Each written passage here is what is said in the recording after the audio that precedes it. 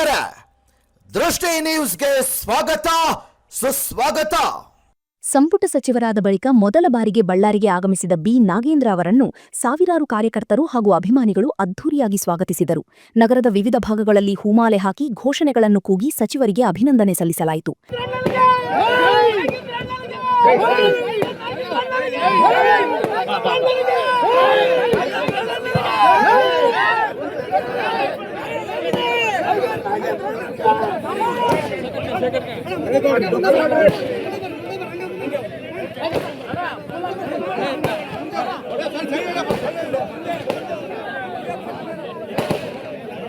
ರಸ್ತೆ ಮಾರ್ಗದಲ್ಲಿ ನಡೆದ ಭವ್ಯ ಮೆರವಣಿಗೆಯಲ್ಲಿ ಕಾರ್ಯಕರ್ತರು ಉತ್ಸಾಹದಿಂದ ಭಾಗವಹಿಸಿ ಸಂಭ್ರಮಿಸಿದರು.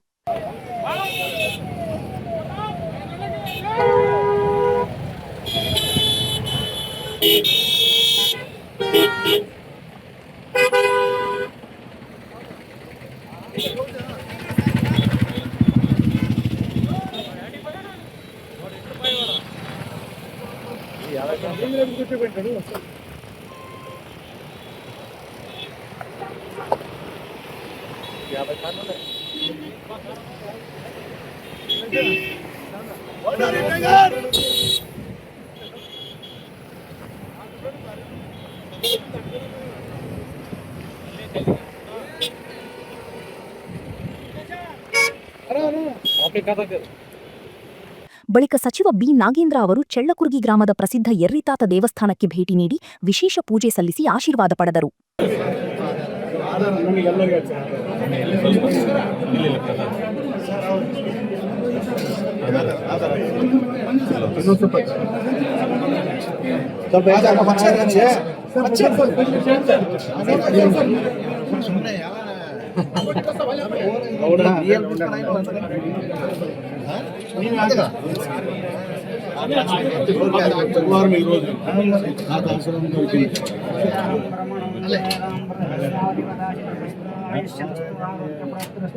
ಸ್ವಲ್ಪ ಸೈಡಿಗೆ ಬಂದ್ರೆ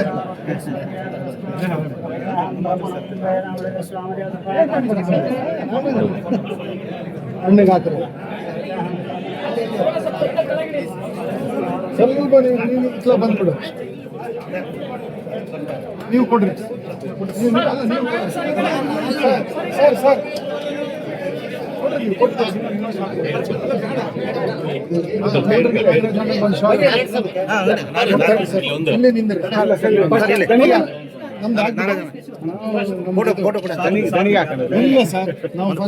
ನಮ್ದೇ ಗುಡಿ ಫೋಟೋ ಕೂಡ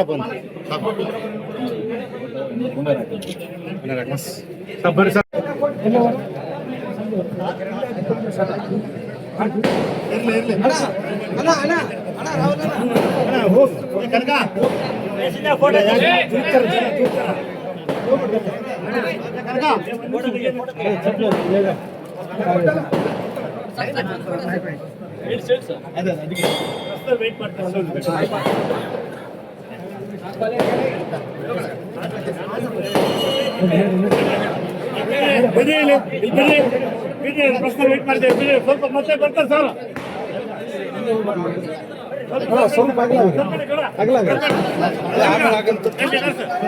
ಈ ಸಂದರ್ಭದಲ್ಲಿ ಮಾತನಾಡಿದ ಸಚಿವರು ತಮ್ಮ ಮೇಲೆ ವಿಶ್ವಾಸವಿಟ್ಟು ಬೆಂಬಲ ನೀಡಿದ ಜನರಿಗೆ ಕೃತಜ್ಞತೆ ಸಲ್ಲಿಸಿದರು. ಬಳ್ಳಾರಿ ಕ್ಷೇತ್ರದ ಸಮಗ್ರ ಅಭಿವೃದ್ಧಿಗೆ ಬದ್ಧತೆಯಿಂದ ಕೆಲಸ ಮಾಡುವುದಾಗಿ ಭರವಸೆ ನೀಡಿದರು. ಸ್ಥಾನ ಸಿಕ್ಕಿದೆ ಅಂತ ಖುಷಿ ಪಡೋದಕ್ಕಿಂತ ಒಂದು ಆತಂಕ ಇದೆ. ಯಾವ ರೀತಿ ಅಂದರೆ ಯಾವ ರೀತಿ ಕೆಲಸ ಮಾಡಬೇಕು. ನಮ್ಮ ಬಳ್ಳಾರಿ ಜಿಲ್ಲೆಗೆ ಭಾಳ ದೊಡ್ಡ ಮಟ್ಟದಲ್ಲಿ ನಿರೀಕ್ಷೆ ಇಟ್ಕೊಂಡಿದ್ದಾರೆ. ಮುಖ್ಯವಾಗಿ ಸರ್ಕಾರದ ಮೇಲೆ ಕೂಡ ಮನೆ ಡಿ ಕೆ ಶಿವಕುಮಾರ್ ಮುಖ್ಯಮಂತ್ರಿಯವರು ಸಾಹೇಬ್ರ ಮೇಲೆ ಕೂಡ ತುಂಬ ದೊಡ್ಡ ನಿರೀಕ್ಷೆಯನ್ನು ಇಟ್ಕೊಂಡಿದ್ದಾರೆ.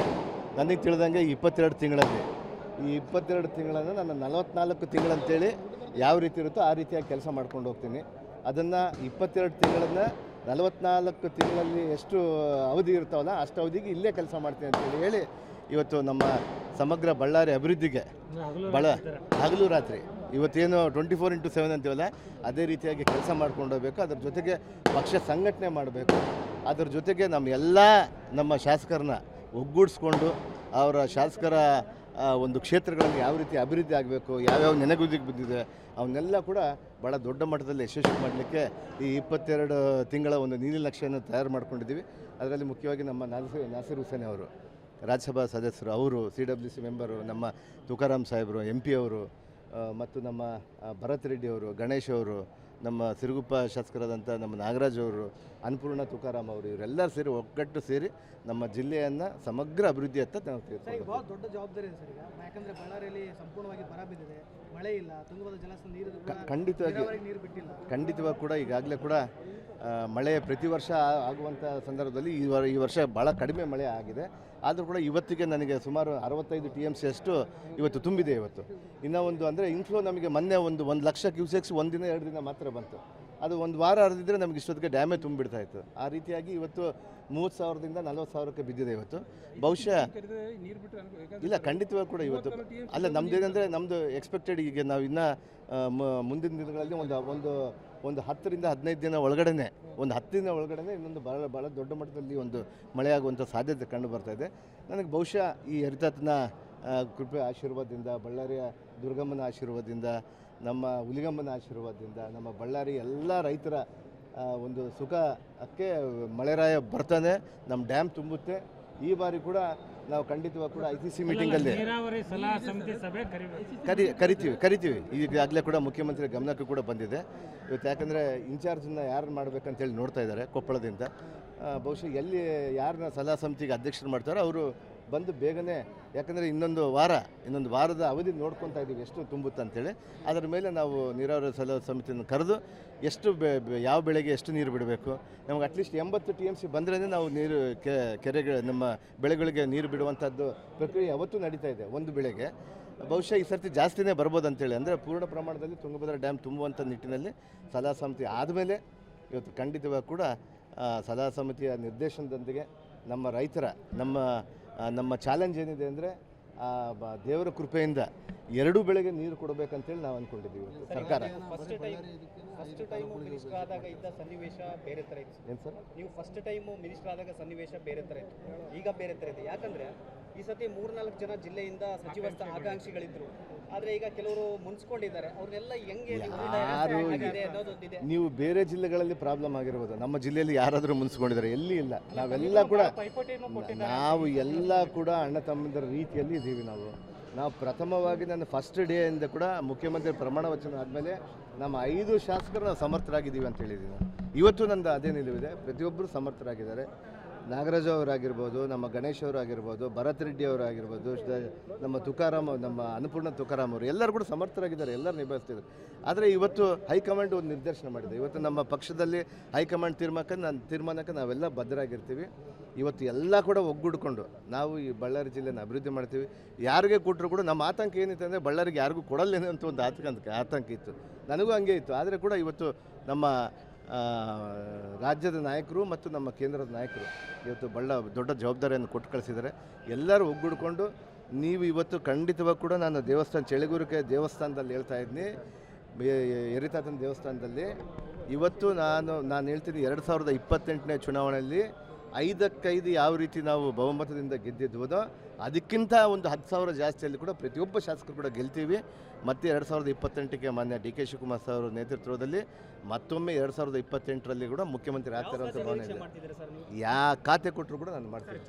ಕಾರ್ಯಕ್ರಮದಲ್ಲಿ ಪಕ್ಷದ ಮುಖಂಡರು, ಜನಪ್ರತಿನಿಧಿಗಳು ಹಾಗೂ ಸಾವಿರಾರು ಕಾರ್ಯಕರ್ತರು ಭಾಗವಹಿಸಿದ್ದರು. ಯಾವುದೇ ಅಹಿತಕರ ಘಟನೆ ನಡೆಯದಂತೆ ಪೊಲೀಸ್ ಇಲಾಖೆ ಬಿಗಿ ಬಂದೋಬಸ್ತ್ ಕಲ್ಪಿಸಿತ್ತು. ಸಚಿವರಾದ ಬಳಿಕ ಮೊದಲ ಭೇಟಿಯಲ್ಲಿ ಬಳ್ಳಾರಿಯಲ್ಲಿ ಬಿ. ನಾಗೇಂದ್ರ ಅವರಿಗೆ ದೊರೆತ ಅದ್ಧೂರಿ ಸ್ವಾಗತ ರಾಜಕೀಯ ವಲಯದಲ್ಲಿ ಗಮನ ಸೆಳೆದಿದೆ.